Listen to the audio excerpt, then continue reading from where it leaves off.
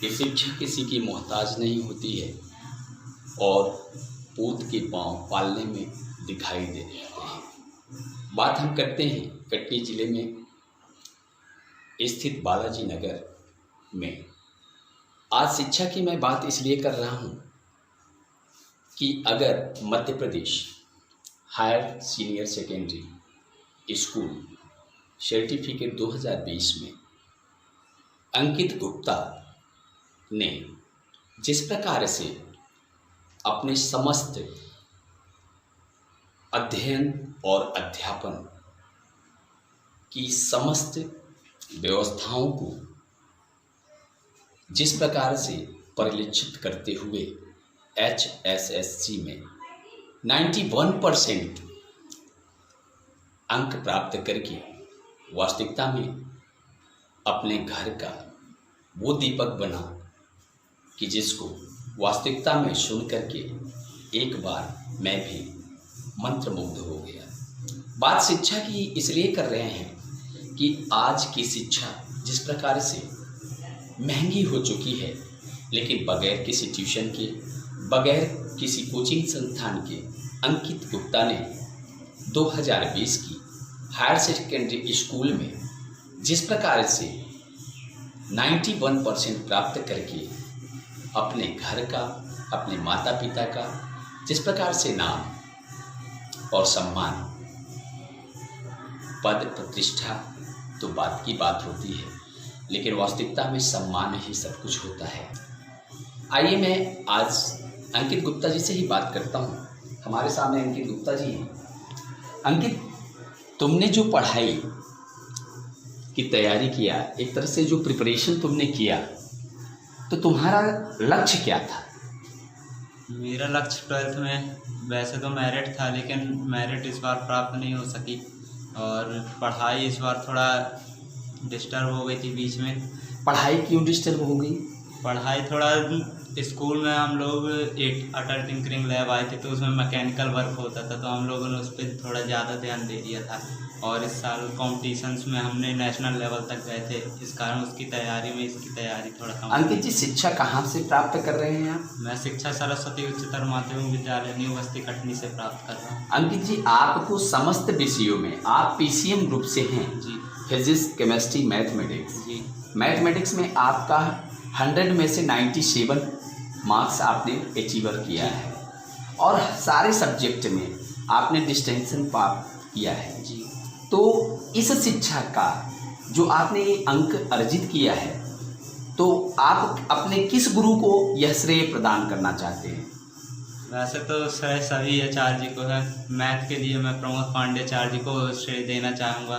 उन्होंने मुझे अपने घर पर पढ़ाया फ्री में, वो भी, और बहुत ही मेरी मदद की, हर तरह से बुक्स देना और स्कूल में हर तरह की मदद करना, उन्होंने मेरी सहायता की और सभी गुरुजनों ने भी सहायता की।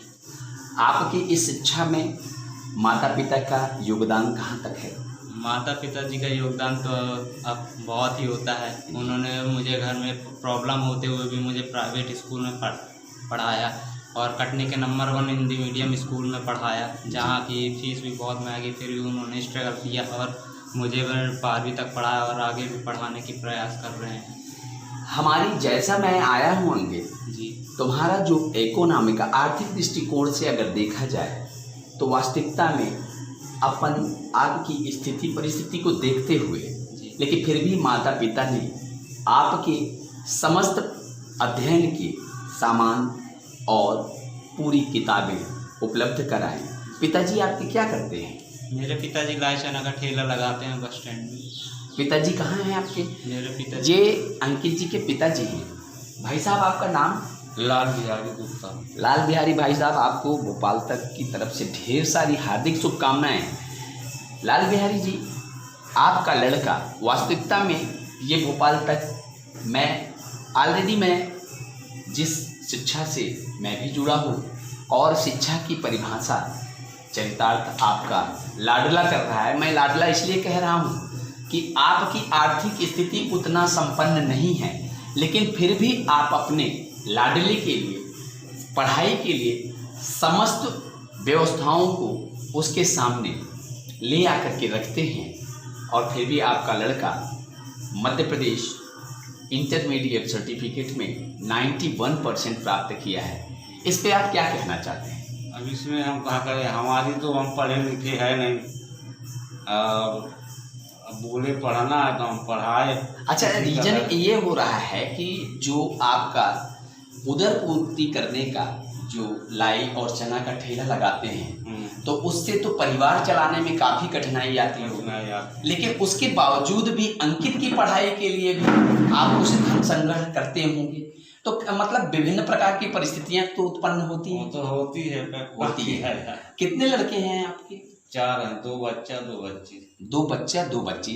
अंकित से छोटा भी कोई लड़का है? हाँ, इसका क्या नाम है? छोटे अतुल गुप्ता। तुम कौन सी क्लास में पढ़ रहे हो बेटा? 9th क्लास में। कहाँ से पढ़ रहे हो? इस साल गए सरस्वती स्कूल। सरस्वती स्कूल में। लगता है अध्ययन ज्यादा करते हो इसलिए तुमको बड़ा मोटा चश्मा लगने लगा है। नहीं, वो दिखता नहीं था बचपन से।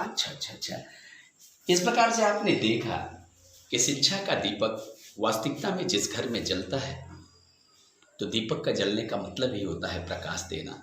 लेकिन बात वही आती है कि दीपक कितना भी उजाला फैलाए, लेकिन नीचे सदैव काला ही रहता है, अंधकार ही रहता है।